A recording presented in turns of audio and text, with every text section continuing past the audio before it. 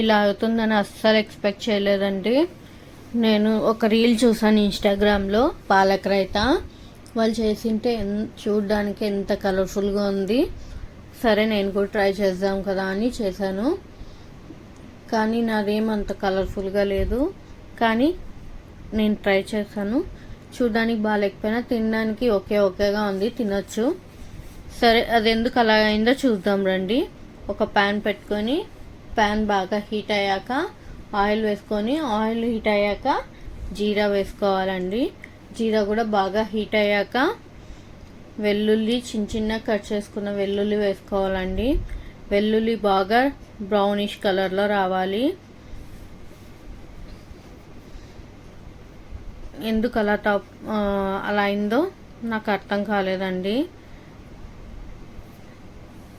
వాళ్ళు పెరుగు వేసాక క్రీమీ టెక్స్చర్లో వచ్చింది. అదే నేను పెరుగు వేసాక పెరుగు పగిలిపోతే ఎలా ఉంటుందో అలాగో అయిపోయింది. తర్వాత మూన్ షేప్లో ఆనియన్స్ కట్ చేసుకొని వేసుకోవాలి. అది కూడా బ్రౌనిష్ కలర్లో వచ్చాక పాలకూర తరిగి వేసుకోవాలండి. అది బాగా మగ్గి దగ్గరకు వచ్చే వరకు మగ్గించుకోవాలండి. తర్వాత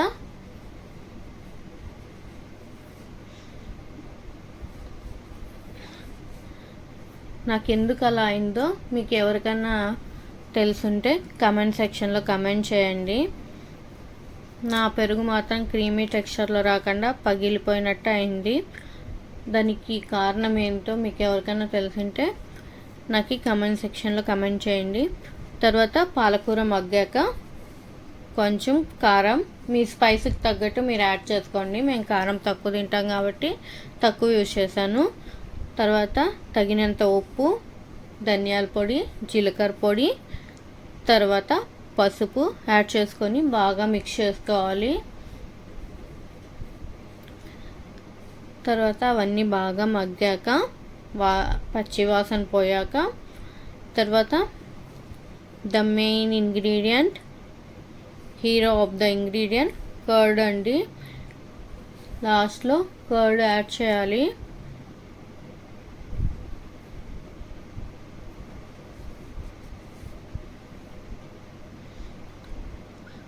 కర్డ్ యాడ్ చేసిన తర్వాత క్రీమీ టెక్స్చర్లో రావాలి. కానీ నాకు ఇలా పగులుగా వచ్చిందండి. కానీ చూడడానికి అలా ఉన్నా తినడానికి ఓకేగా ఉంది. ఒకసారి తినచ్చు, పర్లేదు, అంత మరీ బ్యాడ్గా ఏం లేదు. ఒకసారి మీరు కూడా ట్రై చేసి ఎలా ఉందో నాకు చెప్పండి. మీకు ఇలాగా వచ్చిందా, మీకు ఇంకా బాగా వచ్చిందా చెప్పండి. Thank you for watching. Bye.